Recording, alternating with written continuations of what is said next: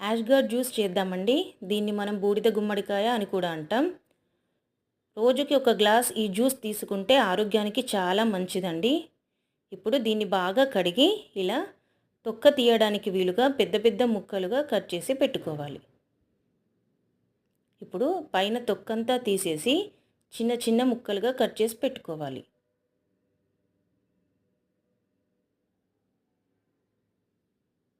ఇప్పుడు ఈ ముక్కలను మిక్సీ జార్లో గింజలతో సహా వేసి హాఫ్ గ్లాస్ వాటర్ పోసి బాగా మిక్సీ పట్టుకోవాలి.